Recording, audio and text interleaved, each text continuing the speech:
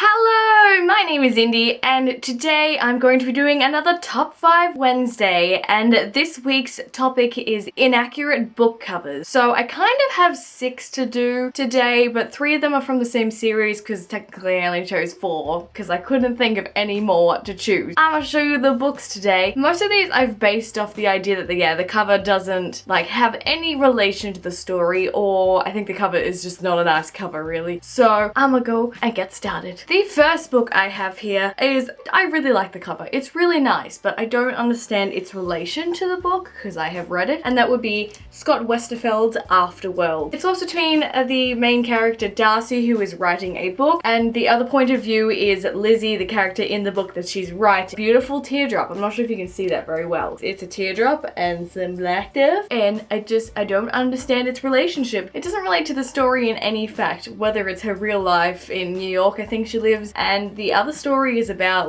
a terrorist hold up story, so I don't understand what that has to do with the cover, but it's still a pretty cover, but it confuses me. The next book I have here is also white, so this is going to be complicated. I have no hate because it is in another language, so it's open to interpretation for the cover, I guess, but that would be Cassandra's Lady Midnight, and it is the Italian edition.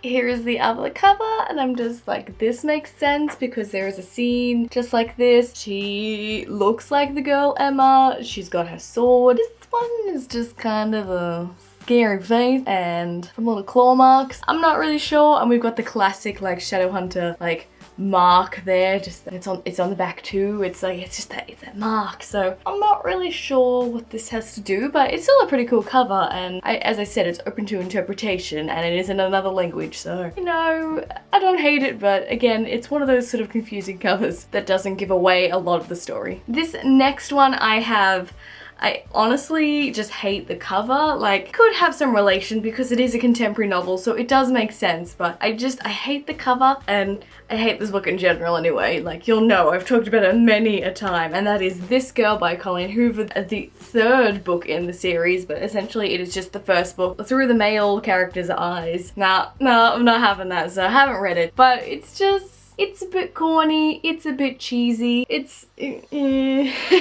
I don't like it. I hate when covers don't send out the right message. It's just it's just cringy, It's just not a good cover, and that's the facts. And the last series I have here, as I said, is 3 books, but I guess it's technically 5 books, but it is the bind-ups, and that is the Velux series by Jennifer L Armentrout. Now, these are the new covers, new as of 2014 covers. They did have different sort of, kind of like Vampire Academy original covers. This is also kind of like Vampire Academy, just sexy people just staring into the distance, which is also not fabulous, but I still don't understand these covers. I think this one is supposed to link to this one. It's supposed to be the same face, but I don't think these faces look similar at all. Everyone's yeah, it links up. And I'm no, these do not look the same.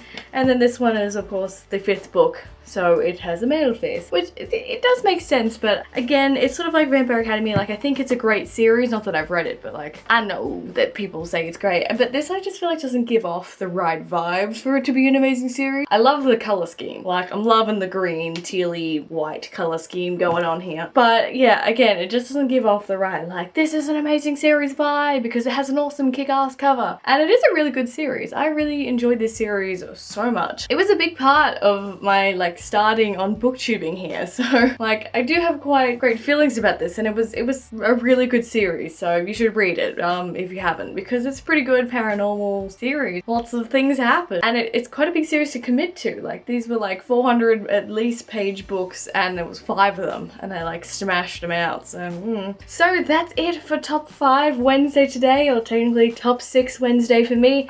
Quite a quick one today. I didn't really have to explain too much of what was going on. This is upside down, but I don't even care. So thank you so much for watching this week's, and hopefully I should be back next week with another Top 5 Wednesday. If I get it together, that would be great. So thank you so much for watching, and I will see you in my next video. Bye! Gosh, you really can't see that very well. There we go.